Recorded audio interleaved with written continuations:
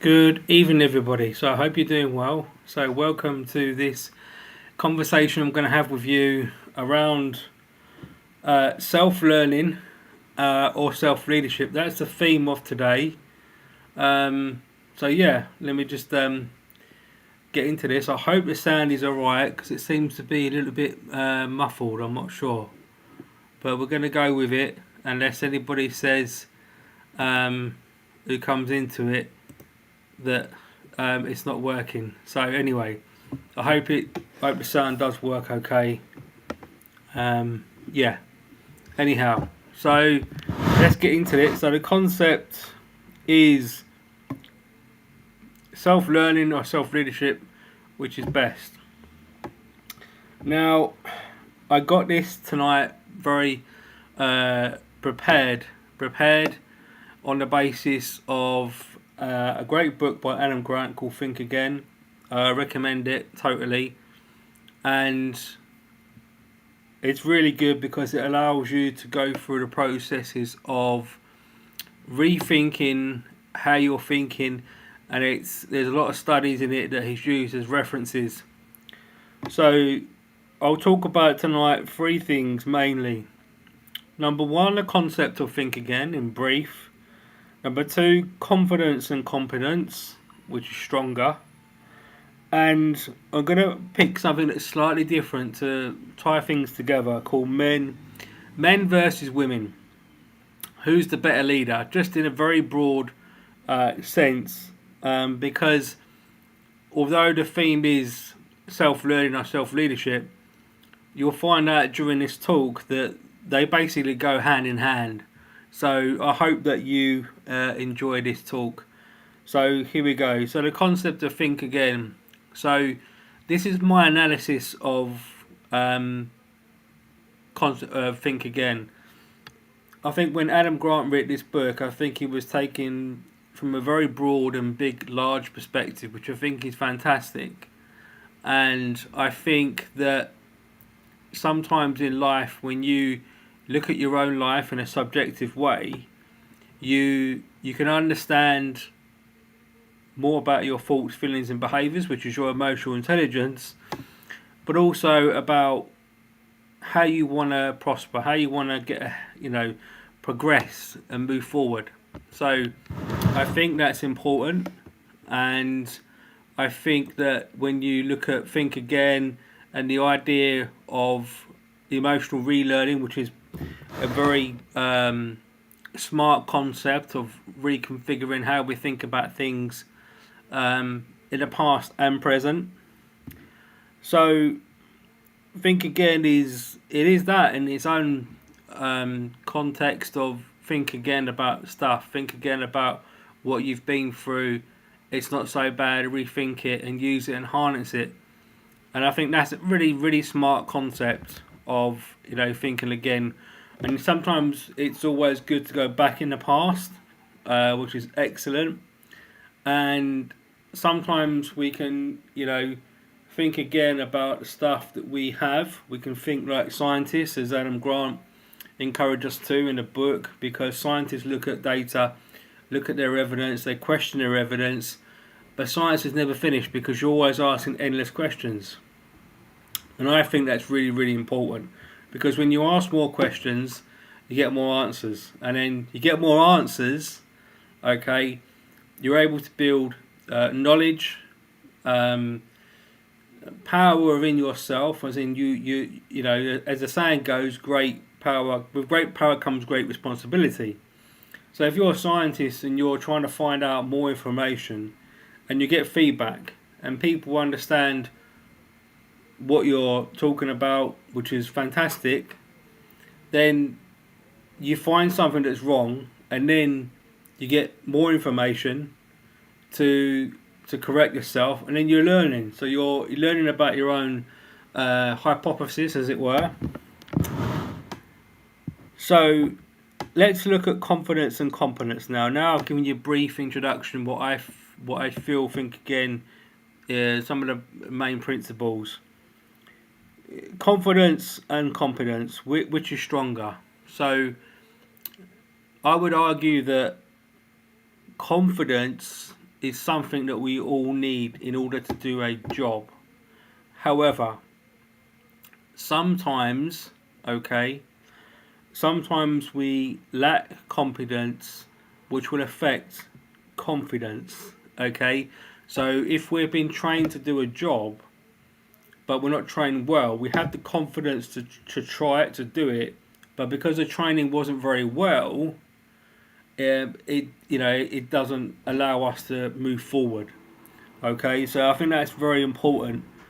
I would argue that confidence is definitely something we need more, because you can have the best training in the world, if you haven't got the confidence to get on stage and deliver it, you might fall down. Now, some people say it's vice versa. Okay, and that might well be true, but I think I would argue confidence is probably the number one thing we need in life in order to maintain our emotional intelligence, our mental well-being, and many other different things. So, when we look at confidence and competence, and bearing in mind I feel that confidence is more important in our mental well-being, and when we look at who's the better leader in terms of men and women, the reason I've taken this into context of this situation is because we can all self-learn more things, more knowledge, more topics. We can go to courses, get a degree, get a master's degree, and through that self-learning we move on to improving our self-leadership, okay, which is really, really important. So in that process, a man versus a woman can actually both improve, because if they're self-learning themselves, their self-leadership goes up. So they both become good leaders. Now, men and women are biologically different, that's true, but also how they experience emotions, which is also true. So from work of Daniel Gorman, I can identify and tell you that women experience their emotions more intensely, so more doing with different things in their life. So in that manner we can actually use women more as role models in leadership practice, okay, and through that experience we can put together better self-learning for both men and women that will increase the self-leadership of both sexes. It's a little bit complicated. Hopefully I've tried to give it to in a simple format. Now, to give a broad definition of self-learning, to try to kind of cap off what I'm trying to say here. Self-learning is something that you experience through a desire to want to learn something new, whether that's in conversation, an actual course, or someone's giving you advice.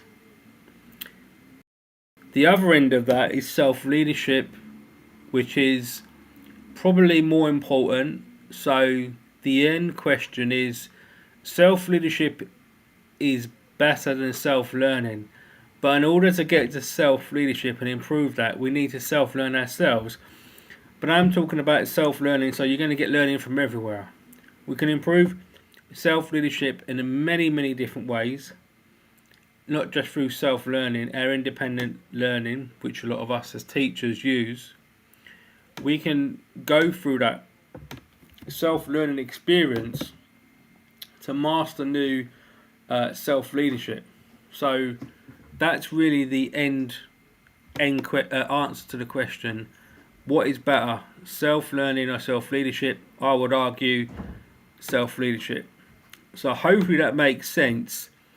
I've gone through it quite quickly because I think that it's enough information for you to work on, and I feel that it's important to reference Adam Grant's work here, because I think that when we think again about our own self-learning, we can determine what self-leadership practice we have as humans and use that to increase our emotional intelligence, our mental well-being, which is really important. And in that manner, we can manage stress better. we can become better leaders, we can have more empathy for others. So it's like a domino effect. So my end advice for you is to invest more in self-leadership practice by learning new things, and self-learning is one way you can do that. But also through self-learning we can increase our confidence and our competence together, which goes back to again increasing our self-leadership. So it's like a cycle, and I think that's an important learning that we all do, because at the end of the day we're all on our self-leadership journey of life, not just in business. And that's more important because that governs our mental well-being, and that I feel is a more of a stronger area for us to focus on in terms of delivering better mental well-being for us as individuals, but also to our friends, families, our colleagues at work. So hopefully in this short talk, I'm hoping the sound has worked. If it isn't, I'll be re-recording it. That you've got some idea and concept around how we can, this is one idea by the way, you might disagree with it, how we can use self-learning and self-leadership to mould a better life for ourselves and others. And that's really the core message I want to give to you today, is understanding that self-learning is a process that we go through in our own independent lives, but equally as we go through that we increase our own self-leadership practice of leading and understanding our emotions. And we can go into the debates of men versus women, but in actual fact, when you look at the science, women are equally equipped as us. The only disparity is that women experience emotions more intensely, and we can use that. We can enhance on that, and we can work better together through collaboration, and we can all increase our confidence in life and our competence. Okay, right. So hope that makes sense, and I hope you got value from this Steve talk.